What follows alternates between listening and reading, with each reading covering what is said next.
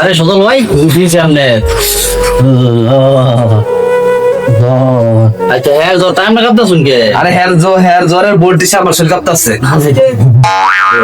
এত জ্বর ফোন দেখতেছি এই চলো Oh my god. বাবাই কাছে জ্বরে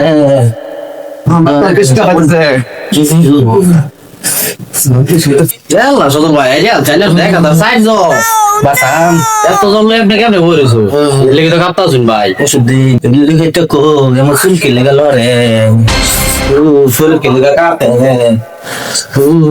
আচ্ছা সদল ভাই আপনার ভাত খাইলে কি সবাই খাইতে হয় ভাত তো সবাই সবাই খা মোবাইলের লেগে তো বলছি ভাই বোন ওষুধ দিতেছি ভাই বোন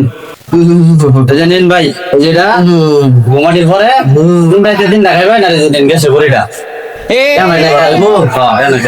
বাধা না হলে হচ্ছে আমারে ধরো আজকে দাদা আছে ডাক্তার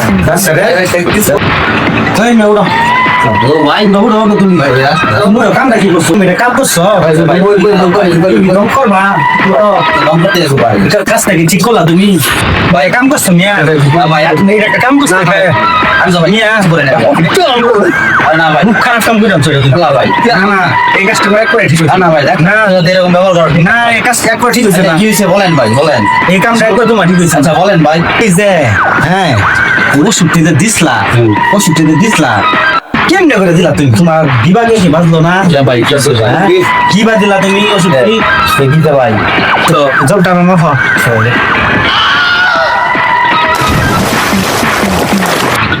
ভাই ঠিক আছে আমরা যত দিন হয়ে গেছে